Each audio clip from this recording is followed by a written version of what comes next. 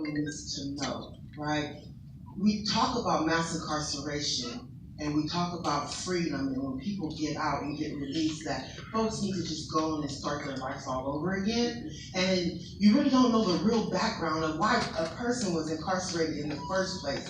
So I figured that if we begin to tell the stories of those who have been directly impacted by this mass incarceration on and tell the real stories of what happened to them prior to the trauma that they suffered, the trauma that they endured, the trauma that they keep hidden inside that prevents you from really physically growing, mentally growing, and the challenges that we have to face. Incarceration is just one part of it. You get traumatized while you're in there as well. And so now you have this double lens of trauma that you have to come back out into society to begin to live your life. And people just say, put on your boots and, strap up and just hit the floor running. It's not that simple. So it was important for me to tell my story in this fashion, to go back. We need to go back to move forward. And I think that if enough of us tell our stories in these fashion, tell what really happened to us before hitting that system, the world would be a much better place. And I just have to give a shout out to my partner, Jonathan Clark, who did the animation. Without him, this wouldn't have been possible. Jonathan, can you stand, Jonathan? He probably went to around the corner somewhere. And also, my family is here. I wanted to give a shout out to my family, my mother, my sisters, my children.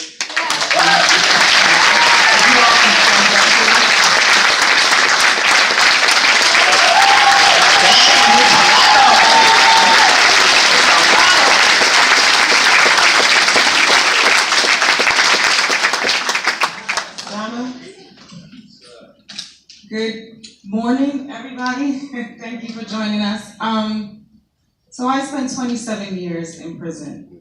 And when I got there, I was this very broken, hurt, wounded, angry young girl. Because I was still a girl, really.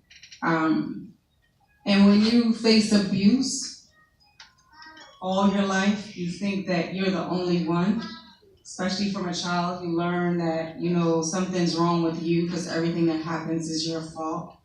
And I didn't have a voice to tell. I didn't have a voice to explain to people what was wrong, because when I tried, when I was 12 years old, I was shut down and told I was a liar. And so I never told again. And so when I got to prison, thinking that I was alone in my pain, I met hundreds of women just like me. Hundreds of women just like me. The jail was filled with women that had the same journey, the same experience, the same abuse and violence and trauma that I had.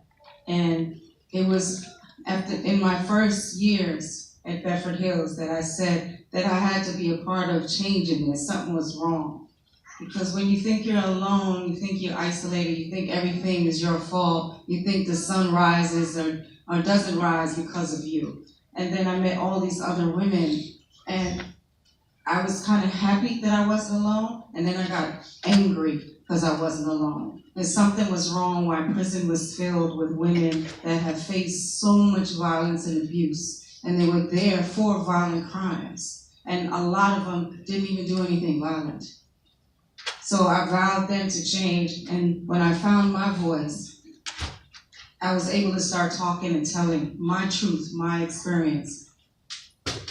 And doing that, I was able to tell the truths of those women and girls that are still not able to speak because no one wants to listen to us. No one cares enough to value us, to hear us. And it's still a difficult fight, actually, to even be a part of the conversation because no one wants to hear what women go through. No one wants to know that the visiting room in prison is empty in a woman's prison. When they call mail call, maybe a handful out of a unit goes up and receives mail or a package. And any given day that you go to a men's prison, it's packed. It's standing room only. but it's not like that for women. And so I vowed that I would do whatever I could do. I would tell our stories, I would tell our truths, I would tell our experiences. And I said, I vowed that I would make people uncomfortable. I want you to be uncomfortable because we've been too comfortable for too damn long. And that's what's wrong with us. Yeah.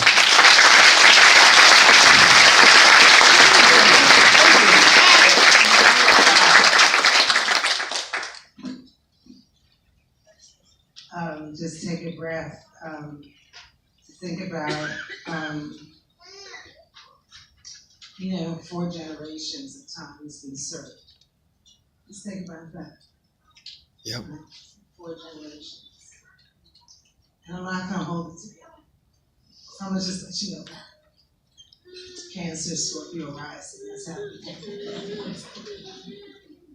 So before I say anything else, I need to acknowledge a woman who loved me from the moment she saw me and has mentored me and held me up as though she had come and got me off that prison bus bringing me home. When I say that Susan Burton is the Harriet Tubman of our time, I am not looking like a woman.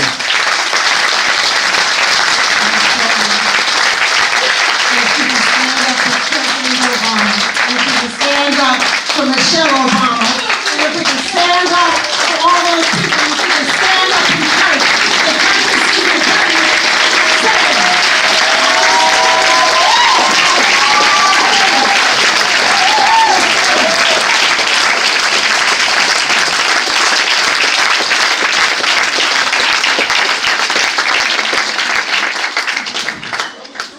Incarcerated. I fell in love with a man who was incarcerated in 1991, and there was Angela Davis, and there was her little book, Our Prisons Obsolete, and Critical Resistance had just started to emerge, but there was no formally incarcerated and convicted people and families movement yet. There was no A New Way of Life yet. There were so many things that didn't exist yet. There weren't 1 million white people fighting for all the money to control what they called prison reform and criminal justice reform, right? That made some changes but didn't actually save real people's lives in 1991. And so I want to acknowledge the people who did. Some of the people I didn't have to be ashamed with are here today. One of them is my little sister Ann, who has stood with me everywhere. Ann and my brother-in-law Mike, and my beautiful daughter Nisha. Please stand and be acknowledged.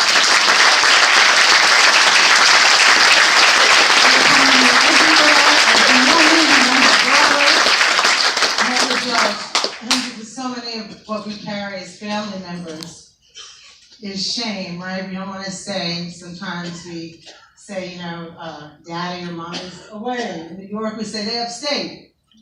They're in school. We say all kinds of things. And so let the shame be shed today. Let that shame be shed.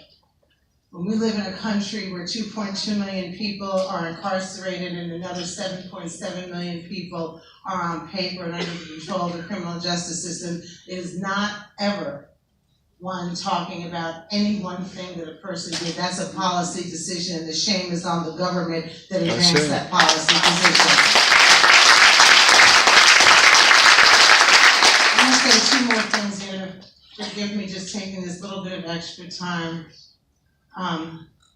One is that prison abolition does not begin in the United States. Prison abolition, like mass incarceration, began along the coast of what we now know as Ghana. Mm-hmm. There were no prisons in Africa until the incursion of the Europeans, who scanned that west coast of Africa and wanted the gold that was flowing and in the purview of the mighty Asante nation. And they said they were going to build a fort to protect them. They didn't build just one dungeon. They didn't build, that many of us know about Elmina. They didn't build 2. Many of us know it as Cape Coast. They built 47 prisons just along Ghana. We haven't gotten to Goree Island. We haven't gotten to what they did in Tanzania. There has been no relationship that Europeans had ever wanted with black people except control, confinement, and torture. When I looked at those women in the last mile that had to walk, and women had no way to take care of themselves and had nothing sanitary, we see that today in prison. When I looked at those cells that they left people in who resisted what was being done, those are the solitary confinement cells that they put children in. Right now, as we speak, there is a child who is sitting in that cell. And so I just need us to know that mass incarceration is not anyone's fault. It is except the fault of a government who decided that there were people they had no plan for except to exploit and use for labor. That is it. We know they don't put killers in jail, or Dick Cheney would have his white ass in jail for lying in the war. Tell the truth, baby, sis. Tell the truth. And many years in the future, we only wanted to talk about nonviolent drug law offenders. Well, Laura Bush killed somebody with a car. Can I get a witness? Yeah. So I'm saying, we'll put killers in jail. All right, Asha. Get him, Asha. You go on the moderator, Asha. Get him. Let me say this one last thing, and I'll say this is somebody who studied the literature of our people, and I'll shut up. In studying the literature of our people, I had to come to know intimately the literature of the slave narrative. And the challenge that we have with slave narratives is most of our people, because it was illegal, could not read or write. And so they had to relay those stories to somebody else who wrote them down. You know that you don't know really what happened to Frederick Douglass. He's not going to talk about being raped, if he was. You know that you're not going to have that whole story. As Tiffany said in hers, she couldn't tell people the whole thing. She probably still hasn't. And so these books, and why it's important for all of us to own them, buy them, and understand them, is that finally we are telling our own story in our own words. And in 100 years, when they say, how did they survive this? You will pick up Donna's book. You will pick up Susan's book. You will pick up Tiffany's film, and you will know this is how we did it. And they will pick up your book. Okay, that's it.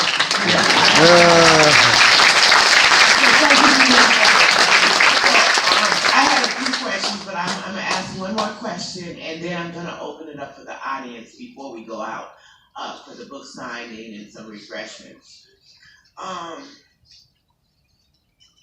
A lot of people hide the fact that they had involvement with the criminal justice system, or that their family is involved with the criminal justice system. So I'm going to ask you, what was your process in telling your story? I know you, Tiffany, had a really interesting process with the animation, but writing a book, from my own experience, has its process too. And how has telling your story affected you? And do you think it's had an effect on people who saw it or heard it? So, first let me just say, in beginning to tell my story, I learned from you. You taught me when I came through a new way of life that if I just open up and tell a little piece of what happened to me coming through that system, I will get freed up. And you continue to tell your story. So thank you for that. You started that process for me. The process of this animation that Jonathan Clark and I did was so... Jonathan's in the room, so Jonathan Clark, can you please stand up?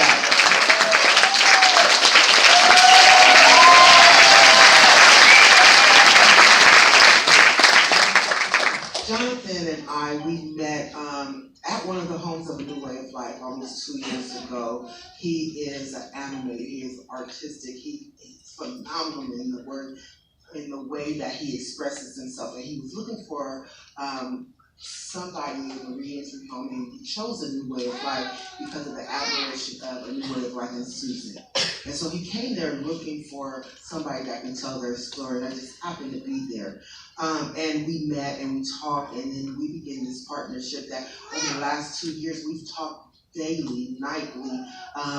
way into the wee hours of the night, writing out our story, writing out my story.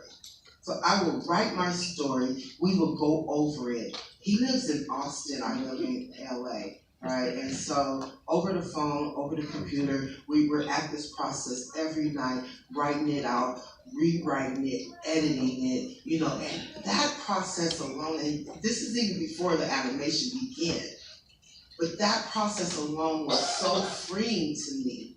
It opened up my eyes to my own life.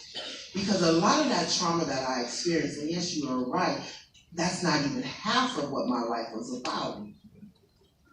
But I blacked out from the trauma. So much of my past I don't remember. And so the process of writing it out and having somebody I can talk it through with was enlightening, freeing, healing, rewarding. It was all of that mixed up in one. Then once I wrote it out, and of course you have to process that stuff, right? Because you're revisiting. And that revisiting can traumatize you again. So you gotta really be careful of how you do it.